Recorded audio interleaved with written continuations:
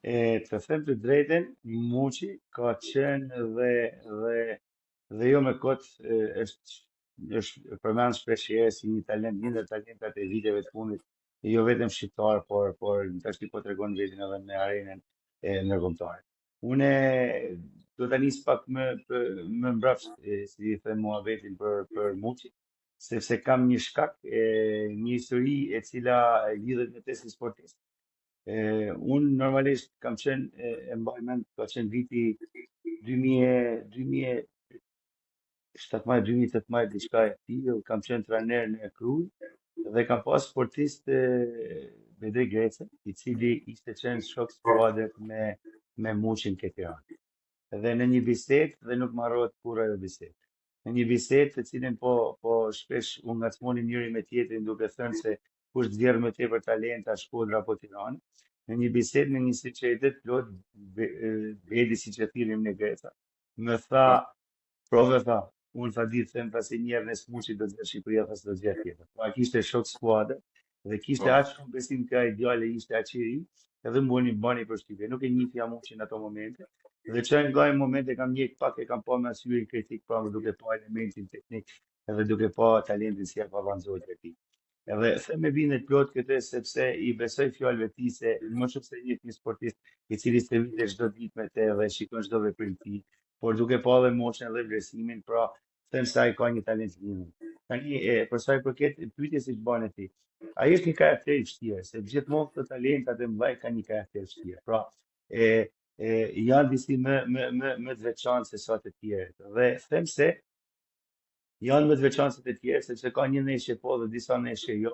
Pra, karakteri si ka i person, nuk përmbushet, nuk është i plot nga rrethanat të cilat e karakterizojnë. Dhe unë them si një shtys shumë e madhe është bërë edhe kombëtarja, pra pozicionimi i play-offit të kombëtares ose e, koha dhe ajo ai moment i tillë i cili ai gjet është bërë një shtysë e madhe, por edhe vetë momenti tek Beşiktash, i cili nuk ka kaluar një moment të vështirë, është bërë një shtyt shumë e madhe që të tregoj veten dhe të i thoj Silvinjos apo stafit të ekipit kombëtar si unë jam këtu dhe jam gati për ekipin kombëtar.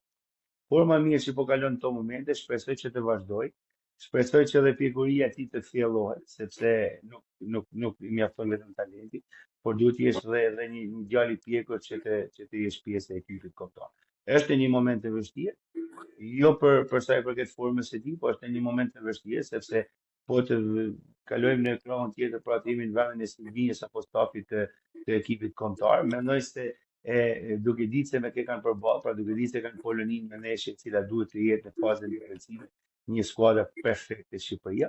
E them se një lojtar ose mund të them një lojtar ofensiv ose kreator siç është Muçi e ka të vështirë që të fillojë ose të trajtojë neshjen, por gjithsesi të jetë pjesë e këtij ekipi ose të jetë jokeri në thojza i skuadrës shqiptare, mendoj se duhet. Elvis ti fole pikërisht për të karakterin ndoshta pak sa të vështirë që kanë edhe yjet e futbollit botëror, nuk është një karakter i një lojtari normal. Por për shembull, përse gjithmonë shqiptarët apo kemi pak genetike që lojtarët tanë më të mëdhenj aktualisht, Armando Broja, Ernest Muçi, nuk kanë atë sjelljen vulgare në thonjza që për shembull ka pasur Mario Balotelli që ishte karakteri i vështirë, por ne kemi këta lojtarë të cilët kanë një karakter të vështirë, por janë të brishtë në natyrën e tyre. Pse, domethënë, është pikërisht kjo ndarje që kemi yjet e futbollit botëror që mund të jenë në thonjza pak vulgar, pak të ashpër që nuk i intereson asgjë në pamjen e parë fytyrës së tyre dhe është karakteri i vështirë, ndërsa ne kemi disa karaktere të vështirë por që duken shumë të brishtë. Mënyrën se si ata qëndrojnë në fushën e lojës, si për Ernest Muçi dhe për Armando Broja, duket sigurisht her pas here humbi besimin në vete. Unë për shembull kam parë shumë komente të trajnerëve të Chelsea, të cilët shpreshin për Armando Broja disa vite më përpara që nuk po qesh më, pra nuk është më i lumtur në atë gjë që po bën. Nuk po qesh më fytyra, për ata ishte një detaj shumë i rëndësishëm kjo gjë. Jo, është e vërtet, por ka të bëjë shumë rritje. Them ka të bëjë shumë rritje sepse nëse ti rritesh në një ambient ku presioni ka shitehet, e them në thojza presioni ka shitehet, pra njerëzit që ke rreth rrotull, pra flasin gjithmonë për futbollin, e kanë mendjen te futbolli, shohin si shpëtim futbollin, shohin Armando Brojen talenti i cili nuk mundet të marrë jo vetëm familjen e tij, por mundet të marrë gjithë fisin, pra është një emblem e qytetit, një emblem e shtetit. E mendojnë ashtu se çdo li diçka nga Shqipëria, pra kudo që sillet Armando Broja sillet në sporti. Shokët e tij, familjarët e tij, ato vinë nga trojet tona, vinë gjithmonë sillen këtu dhe nuk ka asnjë diskutim tjetër përveç sportit. Duke u diskutuar vetëm kjo gjatë i bëri presion shumë i madh. Por duhet ta theksojmë dhe unë e kam diskutuar mes miq për sa i përket sportit, diskutimet e sportit, them se ne e ignorojmë pak faktin psikologjik ose të mësuarit e psikologjik. Pra punojmë pak në aspektin e psikologjik.